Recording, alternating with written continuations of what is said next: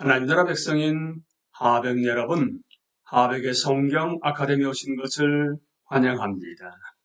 이 시간은 로마서 42강 시간으로 은혜 아래 살다의 로마서 5장으로부터 8장 말씀을 함께 나누겠습니다.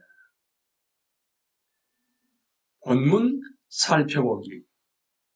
우리가 죄에 대하여 죽어야 한다는 것입니다. 모든 그리스도인에게 해당하는 분명한 사실 진술입니다. 바울은 이것을 6장 3절부터 11절에서 자세히 설명합니다. 권면은 12절에서야 시작됩니다. C. 대답에 대한 설명. 6장 3절부터 11절. 죄에 대하여 죽었다는 것이 무슨 뜻인가? 우리가 죄에 대하여 죽었다는 것은 무슨 뜻인가?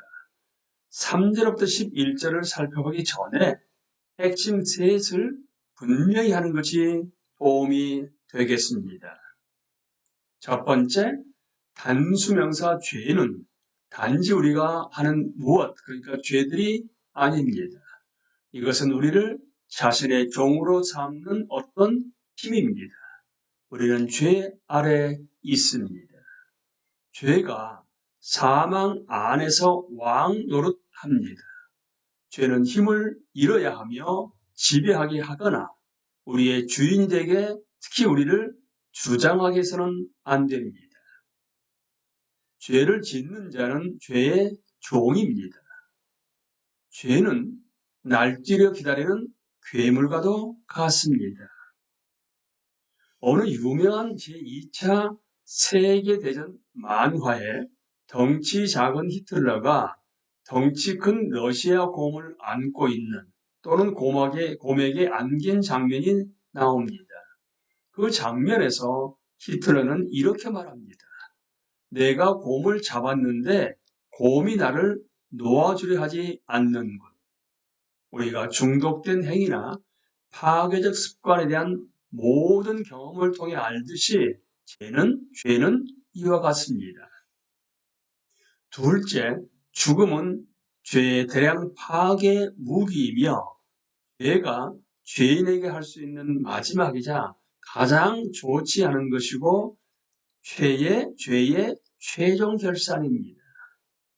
죄가 우리를 죽였을 때 죄는 더 이상 아무것도 할 수 없습니다.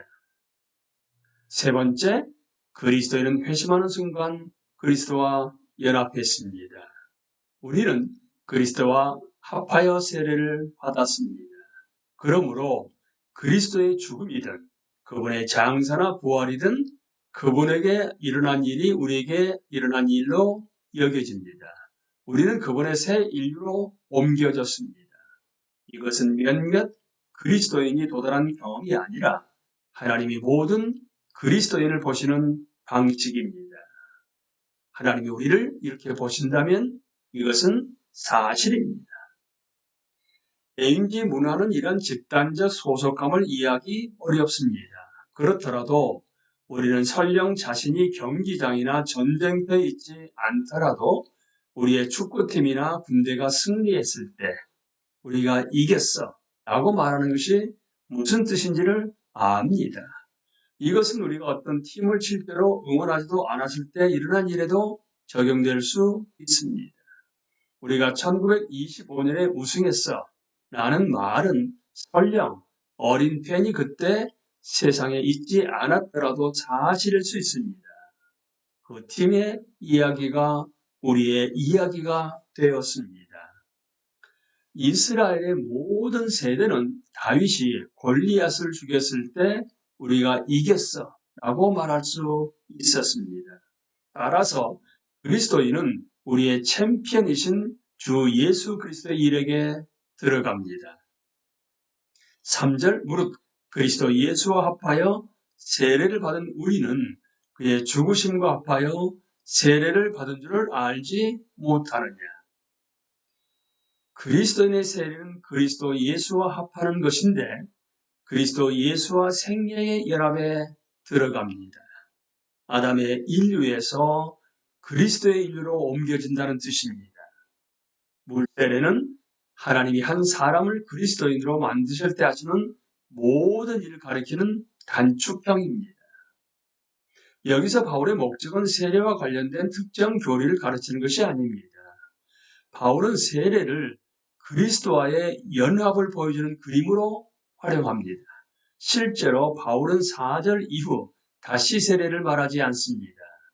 따라서 이 단락을 근거로 세례 형태와 때를 강력하게 주장하는 것은 잘못입니다. 그리스도와의 연합은 그리스도에게 일어난 일을 우리에게 일어난 일로 여긴다는 뜻입니다. 그리스도께서 돌아가셨고 그래서 우리도 죽었습니다. 죄가 그리스도 안에서 우리를 최종적으로 가장 심한 형벌로 벌했습니다. 죄는 더 이상 아무것도 할 수 없습니다. 죄값이 지불되었습니다. 시기에 관해 분명히 하는 것이 중요합니다. 우리는 회심 때 죽는 것이 아닙니다. 바울이 말하는 죽음은 2000년 전에 일어났습니다. 회심째 우리의 이야기가 그분의 이야기가 되고 우리는 2000년 전에 그분과 함께 죽었습니다. 4절 그러므로 우리가 그의 죽으심과 합하여 세례를 받음으로 그와 함께 장사되었나니 이는 아버지의 영광으로 말미암아 그리스도를 죽은 자 가운데서 살리심과 같이 우리로 또한 새 생명 가운데서 행하게 하려 함이라. 장사는 죽음의 최종성의 쐐기를 박습니다. 그리스도 안에서 우리는 실제로 죄에 대하여 죽었습니다.